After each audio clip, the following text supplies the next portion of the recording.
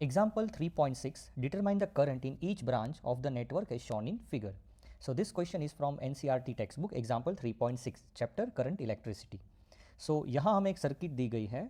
In this circuit we have to find current in each branch, means we have to find the current from this branch, in this branch, in this branch, here, here, here, everywhere we have to find the current. This question is very easy.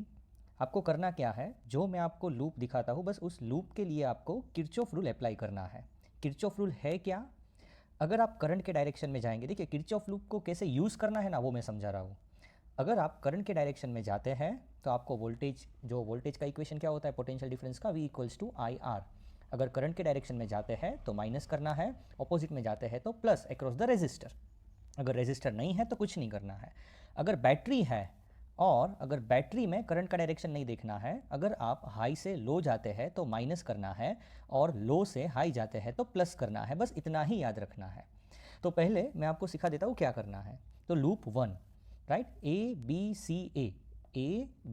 C A means ये वाला loop हो गया. तो जब घूम के यहाँ से फिर यहाँ आएंगे हम तो हमारा जो नेट पोटेंशियल डिफरेंस है वो ज़ीरो हो जाएगा ये पॉइंट के बीच का. तो यहाँ से जाते हैं तो देखिए करंट भी यही डायरेक्शन में जा रहा है. So here what is the equation for the voltage, I into R. कितना करंट है, I2. So I2 into resistance कितना है, 4. So we can write -4 into I2. क्यों minus? Because we are going in the direction of current. सो -4I2. Then here again we are going in the direction of current. So again I into R. So I है हमारा I2 plus I3 and resistance कितना है 2. So we can for this we can write -2 I2 plus I3. Now we are going in this direction. Again we are going in the direction of current. So again we will make equation for the voltage or the potential drop. So for this we can write minus I1 into 1 because resistance is 1. So I1 into 1. Now here we are moving upwards from lower potential to higher potential, means plus 10, and finally we reach to the same point, hence the potential difference is equals to 0. Right, now we will just rearrange. Right, हम क्या करेंगे, ये जो भी terms यहाँ है इसको rearrange करेंगे. तो यहाँ -4I2 एज इट इज़, ये ब्रैकेट खुलेगा, -2 इंटू I2, फिर ब्रैकेट खुलेगा तो यहाँ माइनस प्लस है वो माइनस हो जाएगा. सो -2 इंटू I3 -1 इक्वल्स 2. ये 10 सामने चला गया, सो -10. अभी ये माइनस से पूरे इक्वेशन को मल्टीप्लाई करता हूँ, -1 से हर एक टर्म को मल्टीप्लाई करता हूँ तो सब हो जाएगा plus plus plus plus plus. जो प्लस है माइनस, माइनस है वो प्लस. और यहाँ क्या है हमारे पास, सिर्फ I1, सो वो हो गया प्लस I1. फिर I2 को देखते हैं, -4I2 -2I2 मीन्स वो हो जाएगा -6I2, और फिर हमने माइनस से मल्टीप्लाई किया था तो वो हो गया +6I2. और यहाँ -2I3 है, माइनस से मल्टीप्लाई किया था तो +2I3, और यहाँ -10 का +10 हो गया. So very easy, right. Same way we will proceed for loop 2. अभी लूप 2 कौन सा चूज़ करना है, उसके नीचे वाला, राइट. सो ये वाला लूप. सो वो आपकी मर्ज़ी है, आप ACDA जा सकते हैं या फिर आप ADCA, राइट. वो आपकी चॉइस है, दोनों केस में इक्वेशन सेम मिलेंगी आपको. So here we are moving ADCA ऐसे जा रहे हैं. तो यहाँ देखिए करंट का डायरेक्शन ये है. सो करंट के डायरेक्शन में जाते हैं तो माइनस कितना रेजिस्टेंस है 4, और करंट कितना है क्योंकि I इंटू आर करना है. सो -4 और करंट कितना है I1 माइनस I2.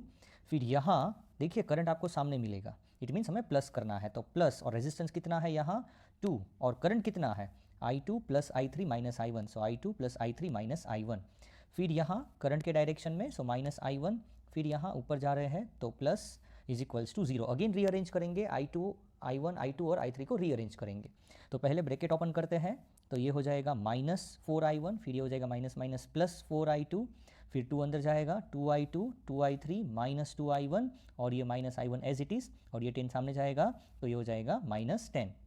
फिर से हम क्या करेंगे, अभी ये जो I1 I2 है उनको अलग करेंगे. सो -4I1 -2I1 और -I1, तीनों I1 है तो ऐड होके हो जाएंगे -7I1, फिर I2. So 4I2 plus 2I2 it is 6I2 plus 2I3, और ये 10 हो गया, राइट. सो अभी हम क्या करेंगे, देखिए ये जो है माइनस आया, और यहाँ हम देख सकते हैं ये 2I3 है वो प्लस है, राइट. सिंपल, यहाँ -10 है, सारे नंबर्स को -1 से मल्टीप्लाई करते हैं, तो जो प्लस है वो माइनस, माइनस है वो प्लस, तो ये हो जाएगा प्लस माइनस माइनस प्लस. सो +7I1 -6I2 -2I3 +10. यहाँ देखिए इक्वेशन 1 और 2 में आप इजीली देख सकते हैं कि अगर हम ये दो इक्वेशन को सिर्फ ऐड करते हैं 1 और 2 को, तो ये वाली टर्म और ये वाली टर्म आसानी से कट हो जाएगी और ऐड करके हमारा जो आंसर है वो डायरेक्टली आ जाएगा, राइट, जो हम नेक्स्ट स्टेप में करने वाले हैं। ओके, सो ये आपको ध्यान में रखना है कि कहाँ हम एलिमिनेशन कर सकते हैं। अभी लूप 3 देखिए, लूप 3 जो है यहाँ अगर हम टेक्स्ट बुक के अकॉर्डिंग भी जाए तो भी चलेगा, और हमारे कुछ मेथड है वो भी, मीन्स कोई और भी लूप सिलेक्ट कर सकते हैं। यहाँ हमारे पास ऑलरेडी 4 लूप तो है ही जो आसानी से दिख सकते हैं। तो मोस्टली कई बच्चे क्या करते हैं, ये वाला लूप लेते हैं जो क्वेश्चन को और सॉल्यूशन को और डिफिकल्ट बनाते हैं। और हमने यहाँ क्या किया है, हमने ये लूप लिया है ए बी, फिर यहाँ ई डी ए। तो जो क्वेश्चन के पार्ट में जो I3 था वो चला गया, राइट, और जो हमारी जो इक्वेशन है वो I1 और I2 के फॉर्म में आसानी से आ जाएगी। तो मैं प्रिफर करता हूँ कि आप ये वाला लूप लेके ही सॉल्व करिए, तो आप आसानी से सॉल्व कर पाएंगे। तो अभी क्या करना है हमें, A B E D A means ये वाला लूप। तो यहाँ से स्टार्ट करते हैं करंट के डायरेक्शन में -4I2, फिर यहाँ आते हैं। देखिए बच्चे यहाँ गलती करते हैं, यहाँ करंट लेवल किया है लेकिन रेजिस्टेंस नहीं है। अगर रेजिस्टेंस नहीं है तो V = IR, R 0 है तो वोल्टेज ड्रॉप 0, मीन्स जहाँ रेजिस्टेंस नहीं है वहाँ इक्वेशन नहीं बनानी है। तो यहाँ -4I2, फिर यहाँ आते हैं, अगर कोई रेजिस्टेंस नहीं है तो सीधा बैटरी पर चले जाएंगे। सो यहाँ हम हाई से लो की तरफ जाते हैं तो माइनस करेंगे, सो -5 क्योंकि वोल्टेज है, सो सिर्फ 5 या फिर -5 वोल्ट ऐसा भी लिख सकते हैं। फिर यहाँ आएंगे, अगेन यहाँ कोई रेजिस्टेंस नहीं है, और फिर आगे बढ़ेंगे। यहाँ देखिए करंट आपको सामने मिलेगा, अगर करंट सामने मिलता है तो प्लस करना है, तो हमने प्लस किया है, प्लस रेजिस्टेंस कितना है 4 और करंट है I1 - I2। फिर यहाँ पहुँच जाएंगे तो इक्वल टू 0, सिर्फ अभी रीअरेंज करेंगे, -4I2 फिर -5 एज इट इज़, ये मल्टीप्लाई हो जाएगा -4I1 और सॉरी +4I1 और यहाँ हो जाएगा -4I2 = 0।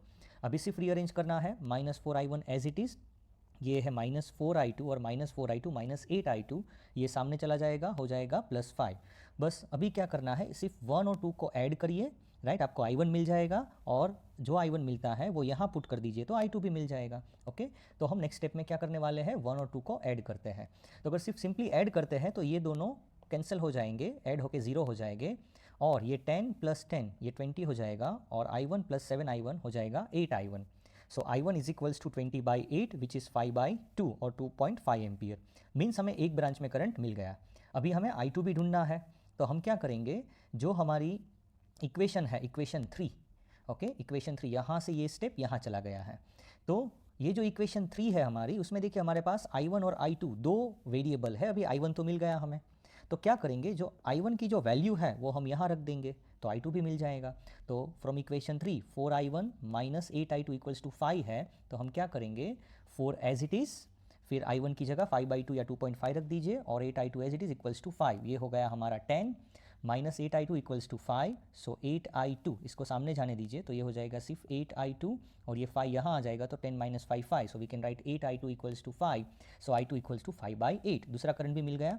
अभी क्वेश्चन में पूछा गया है कि हर एक ब्रांच में करंट निकालना है, यानी कि हमें I1 निकालना है, I2 निकालना है, I3 निकालना है, I1 - I2 निकालना है, I2 + I3 निकालना है, और ये I2 + I3 - I1। ओके, तो अभी हम I3 निकालेंगे। अभी देखिए ऊपर की कोई दो इक्वेशन है, यहाँ इक्वेशन 1 और 2, दोनों में हमारे पास I1 I2 एंड I3 है।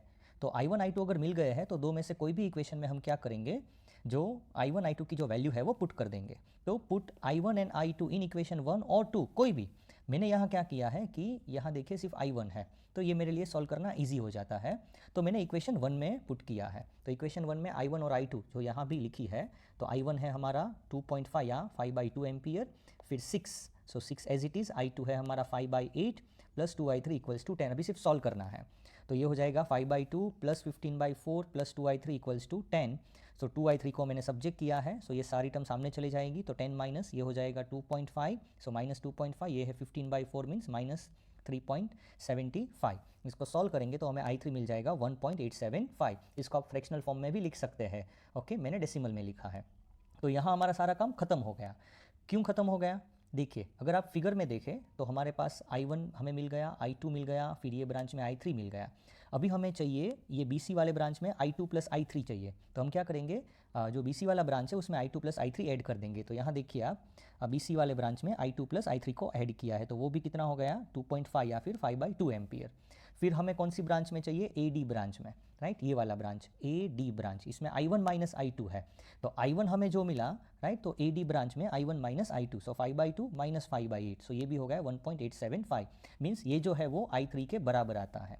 फिर कौन सी ब्रांच है हमारे पास, C D branch, C D means ये वाली ब्रांच, तो इसमें है I2 plus I3 minus I1, means दो को ऐड करना है, एक को माइनस, सो सी डी ब्रांच में है I2 plus I3 minus I1, सो हम ये है हमारा I2, ये है I3, और इसमें से I1 माइनस करेंगे तो हमें 0 एम्पियर मिलेगा। तो ये आसानी से क्वेश्चन हमने सॉल्व कर दिया।